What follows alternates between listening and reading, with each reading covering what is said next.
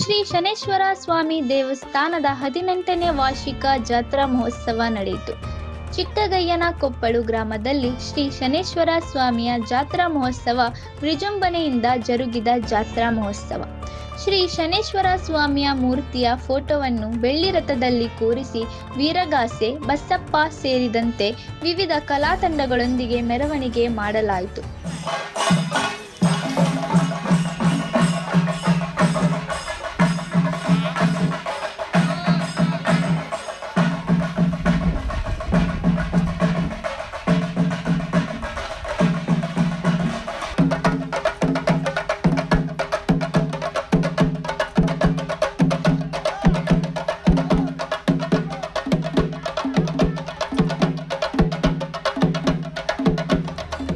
ಶನಿಯನ್ನು ಕೋಪದ ದೇವವೆಂದು, ಶಿಕ್ಷೆಯ ದೇವವೆಂದು ಹೇಳಲಾಗುತ್ತದೆ.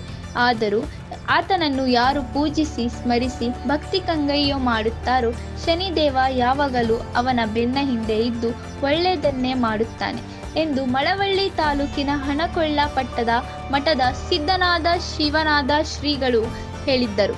ಶ್ರೀ ಶನೇಶ್ವರ ಸ್ವಾಮಿ ದೇವಾಲಯಕ್ಕೆ ಆಗಮಿಸಿ ಪೂಜೆ ಸಲ್ಲಿಸಿ ಭಕ್ತಿ ಭಾವ ಮೆರೆದ ಜನತೆ.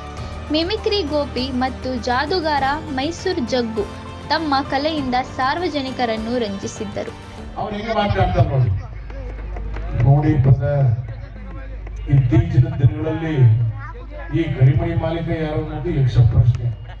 ಇವತ್ತು ನಮ್ಮ ಸರ್ಕಾರ ಇಲ್ಲ, ರಾಜ್ಯದಲ್ಲಿ ಸಿದ್ದರಾಮಯ್ಯನವ್ರ ಸರ್ಕಾರ. ನೀವು ಅವ್ರು ಕೇಳಬೇಕು, ನನಗೂ ಇದಕ್ಕೂ ಸಂಬಂಧ ಇಲ್ಲ. ಆದ್ರೂ ಕೇಳ್ತೀರ ಅಂತ ಹೇಳ್ತೀನಿ. ಈ ಗಂಡಸರು ಅಕ್ರಮ ಸಕ್ರಮವಾಗಿ ಕರಿಮಣಿಗಳ ಸವಾಸಕ್ಕೆ ಹೋಗ್ಬೇಡಿ. ಅದರಿಂದ ಕೆಲವರು ಜೈಲು ಹೋಗಿರೋದು ಉಂಟು. ಆದ್ರಿಂದ ಭಕ್ತಿಪೂರ್ವಕವಾದಂತ ಕಾರ್ಯಕ್ರಮಗಳು ಬಂದು ದೇವರ ಸೇವೆ ಮಾಡಿ ಎಲ್ಲರಿಗೂ ಒಳ್ಳೆಯದಾಗಲಿ. ದೇವಾಲಯದ ಟ್ರಸ್ಟ್ ವತಿಯಿಂದ ಭಕ್ತಾದಿಗಳಿಗೆ ಅನ್ನ ಸಂತರ್ಪಣೆ ಮಾಡಲಾಯಿತು.